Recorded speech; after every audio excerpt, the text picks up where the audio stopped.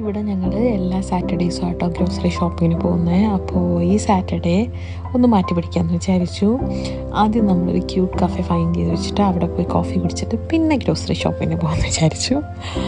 ഇവിടെ ഒട്ടുമിക്ക കഫേസിലും റെസ്റ്റോറൻറ്റിലും pet dogs അല്ലെങ്കിൽ ഗൈഡ് ഡോഗ്സ് അലൗഡ് ആട്ടോ. അപ്പോൾ ഈ പെറ്റ് ഡോഗ്സിന് ഇവിടുത്തെ സ്റ്റാഫും കഫേയിൽ വരുന്ന കസ്റ്റമേഴ്സും ഒക്കെ ട്രീറ്റ് ചെയ്യുന്നത് ഒരു ഹ്യൂമൻ ബീങ്ങിനെ നമ്മൾ എത്ര റെസ്പെക്റ്റോടുകൂടിയാണ് ട്രീറ്റ് ചെയ്യുന്നത് അതുപോലെ തന്നെയാണ് ഇവിടുത്തെ ഡോഗ്സിനെ ട്രീറ്റ് ചെയ്യുന്നത്. അതൊരു അടിപൊളി കാര്യമല്ലേ. അപ്പോഴേക്കും നമ്മൾ ഓർഡർ ചെയ്ത കേക്കും കോഫിയൊക്കെ വന്നു. അത് നമ്മൾ അങ്ങോട്ടും ഇങ്ങോട്ടൊക്കെ ഷെയർ ചെയ്ത് കഴിച്ചു. അപ്പോഴാണ് ഞാനൊരു കാര്യം ഓർത്തത്.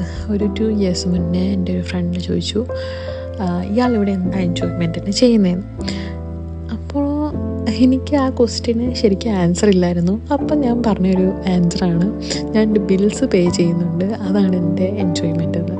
പക്ഷേ അതപ്പോൾ ഒരു ഫണ്ണി മൊമെൻ്റ് പോലെ അങ്ങ് പാസ് ചെയ്ത് പോയി. പിന്നെ ഞാനിരുന്ന് ആലോചിച്ചു, ശരിക്കും ബിൽസ് പേ ചെയ്യാൻ വേണ്ടിയിട്ടാണോ ഞാനിവിടെ വന്നേ എന്ന്. പിന്നെയാണ് നമ്മൾ ഇങ്ങനെയുള്ള ചെറിയ ചെറിയ മൊമെൻറ്റ്സ് നമ്മൾ എൻജോയ് ചെയ്ത് തുടങ്ങിയത്. അപ്പോൾ നിങ്ങളുടെ ആൻസറും ബിൽ പേ ചെയ്യുന്നതാണ് എൻ്റെ എൻജോയ്മെൻ്റ് എന്നാണെങ്കിൽ ഒന്ന് മാറ്റി പിടിച്ച് നോക്കാം കേട്ടോ.